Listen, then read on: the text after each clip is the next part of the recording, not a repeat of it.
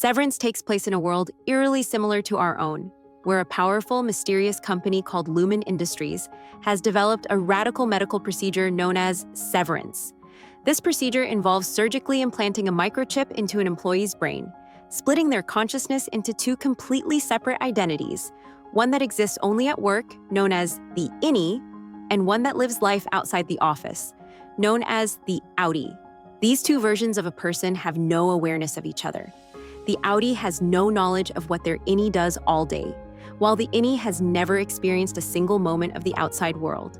The Innie comes into existence each day when the elevator doors open at Lumen, and ceases to exist the moment they close. They do not sleep, they do not go home. They simply vanish until the next workday. This means the Innie lives in an endless loop of fluorescent lights, sterile hallways, and cryptic tasks with no understanding of who they are, why they're there, or even what their job is for. The psychological implications are staggering.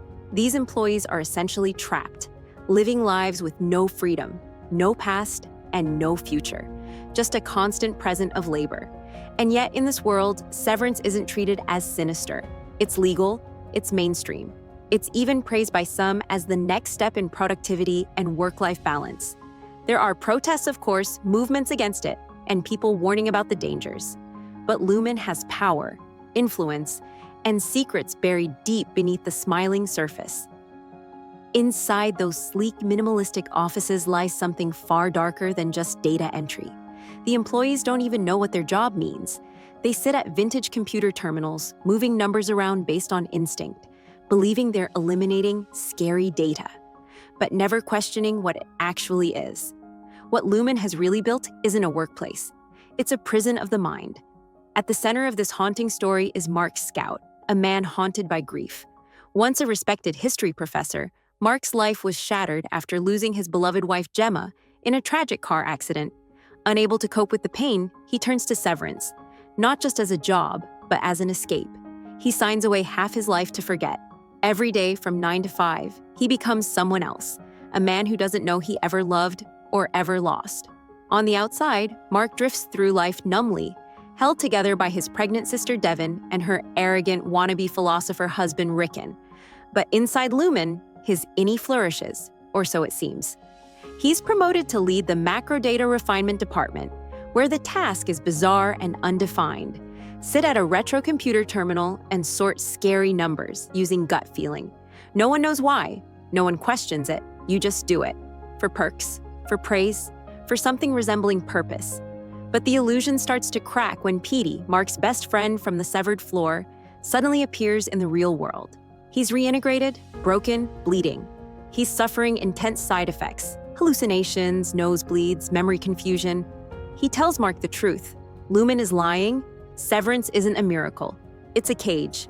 Petey tries to guide Mark into the conspiracy before dying from complications. Before he passes, he gives Mark a cell phone and cryptic instructions that begin to unlock something buried deep inside both versions of Mark. At Petey's funeral, Mark meets his daughter, a young activist who despises Lumen. Her confrontation forces Mark to re-examine what he's really signed up for. Slowly, doubt seeps into his soul. Curiosity turns into obsession, and that's when the rebellion begins. Inside Lumen, Mark's team is full of strange personalities, each hiding their own scars. There's Irving, a loyal, buttoned-up company man who quotes Helena Eagan's teachings like scripture. Dylan, the excitable, competitive employee obsessed with earning rewards like finger traps, caricatures, and melon parties. And then there's Helena R., the newest recruit, and the most defiant. From her very first moment in the office, Helly fights back. She refuses to be a slave to a job she never chose.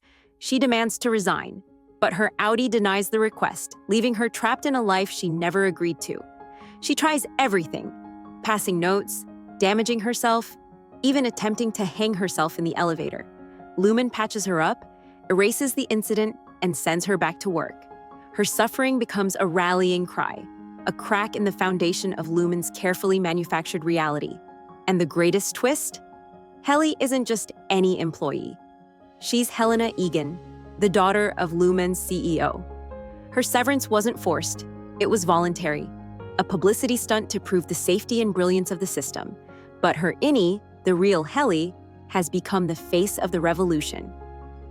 Overseeing it all is Harmony Corbell, a woman who appears to be a middle manager but is actually a religious zealot. She doesn't believe in balance, she believes in worship. To her, Eagan, the company's founder, isn't just a visionary, he's a prophet. She has a shrine to him in her home.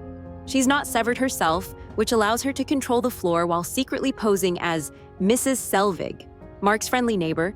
She inserts herself into his personal life, even becoming his sister's lactation consultant, all to monitor his activities. When she learns about Petey's reintegration, she extracts the chip from his corpse to confirm that Severance can, in fact, be reversed. She uses that knowledge as leverage against Lumen's board, but it backfires. She's suspended, disgraced, and her quiet devotion turns to something more dangerous. The deeper Mark and his team dig, the stranger things get. They find unmarked doors, abandoned hallways, and entire departments that were never supposed to exist. One room contains a man nursing baby goats. Another shows murals depicting violent battles between departments.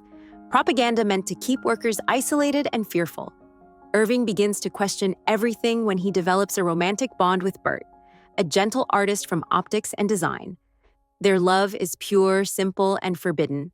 Dylan begins to unravel after accidentally discovering he has a son in the outside world. He was never supposed to know that, but when Milchick, the unsettling company enforcer, uses a secret overtime protocol to activate Dylan's Innie inside his own home, the truth becomes unavoidable. Lumen doesn't just control you at work, they can turn you on and off at will, anywhere, anytime.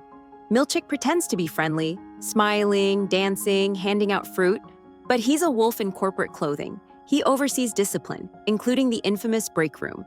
When workers disobey, they're locked in a dark space and forced to recite Eagan's creeds over and over again. If they don't pass a lie detector, they stay. Milchick is always watching, always listening, always ready to remind everyone who's in charge. With the walls closing in, Mark turns to the only person who might be able to fight back, Rabe, the rogue surgeon who originally implanted Petey's chip.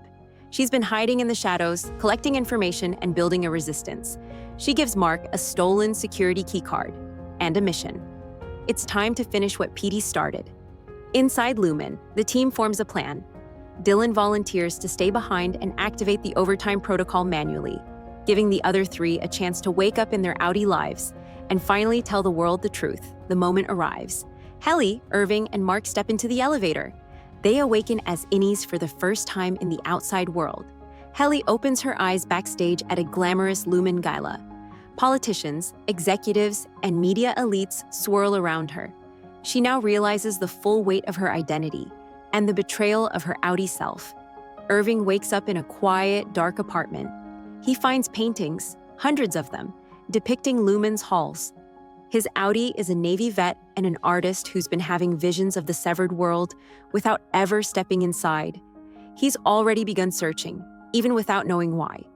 He grabs a slip of paper, Bert's address, and races to find the man he loves. Mark wakes up at a book reading hosted by his insufferable brother-in-law, Rickon.